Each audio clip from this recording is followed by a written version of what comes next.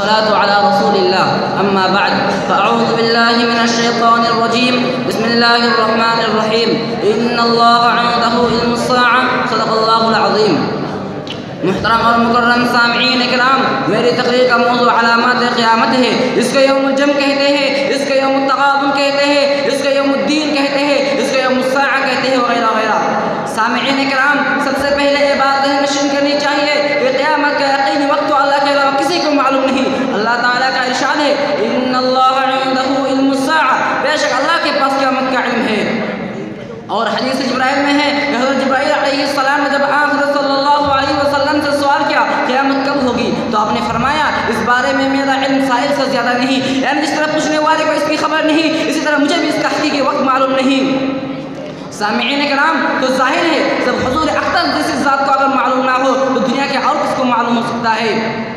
البتہ احادیث شریفہ میں قیامت سے پہلے کی بہت سی علامتیں بتلائی گئی ہیں۔ ان میں دو طرح کی علامت ہے، ایک تو مطلق، مثلا معاشرے میں پھیل جانے والے منکرات، بے حیائیاں، فحاشیاں، بددیانتی اور نااہلوں کا حکومت پر قبضہ وغیرہ، اور دوسری قریب علامتیں جن کے وجود کے بعد بس دنیا کی زندگی اب اور تب کی رہ جائے گی اور ان سب کے تحقق کے بعد توبہ کا دروازہ بند ہو جائے گا۔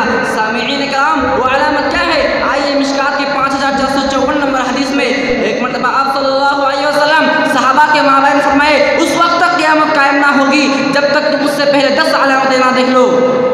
نمبر 1، 2، 3 میں ہے ثلاثۃ خسوف، زمین دھسنے کی 3 واقعات، خسف بالمشرق، خسف بالمغرب، خسف بجزیرۃ العرب، جن میں کا ایک واقعہ مشرق میں، دوسرا مغرب میں، تیسرا جزیرۃ العرب میں پیش آئے گا۔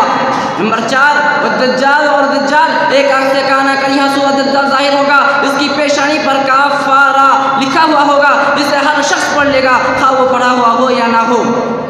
یہ عجیب و غریب شعبے اور بازی دکھا کر لوگوں کو گمراہ کرے گا اور بالآخر حضرت عیسیٰ علیہ السلام کے ہاتھ میں مارا جائے گا۔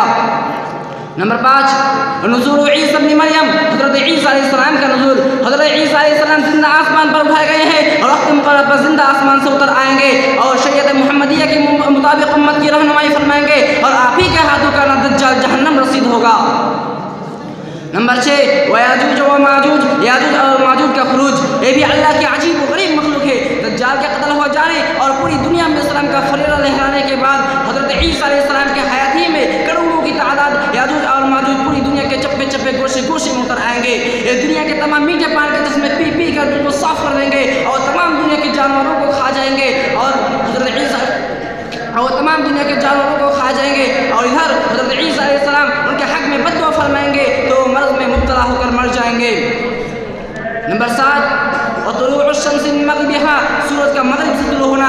قیامت کے بالکل قریبی زمانے میں ایک دن سورج مشرق سے نکلنے کے بجائے مغرب سے طلوع ہوگا اور اس علامت کے ظہور کے بعد توبہ کا دروازہ بند ہو جائے گا کیونکہ ایمان بالغیب نہیں رہے گا۔ نمبر 8، والدابہ، اور دابۃ الارض، یہ محیر اور معقول جانور ہوگا، اس کی اصل صورت و کیفیت اللہ ہی کو معلوم ہے۔ یہ پوری دنیا میں گھوم جائے گا اور اس کے ساتھ حضرت موسیٰ علیہ السلام کا عصا اور حضرت سلیمان علیہ السلام کی انگوٹھی ہوگی اور انگوٹھی سے ایمان والوں کو ایمان کی مہر لگا دے گا اور کافروں کو کفر کا نشان لگا دے گا اور پھر اہل ایمان اور اہل کفر الگ ہو جائیں گے اور پھر کسی کا ایمان اور کفر چھپا نہ رہے گا۔ نمبر 9، والدخان، اور دخان ایک خاص قسم کا دھواں ہوگا جو مشرق اور مغرب میں 40 دن برابر پھیلا رہے گا، اس کے اثر سے کافروں پر مدہوشی والی ہو جائے گی اور اہل ایمان کو صرف نزلہ زکام جیسی تکلیف ہوگی۔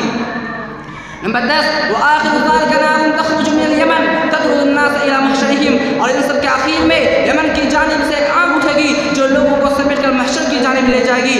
سامعین کرام، یاد رکھے یہ واقعہ اس وقت پیش آئے گا جب روئے زمین میں کوئی مسلمان باقی نہ رہے گا۔ یہی وہ علامات ہے جن میں سے کچھ ایسے ہوئے جن کے تحقق کے بعد توبہ کا دروازہ بند ہو جائے گا جیسے کہ گزری۔ یاد رکھے یہ زمانہ ان علامات سے بہت ہی تعلق رکھتا ہے،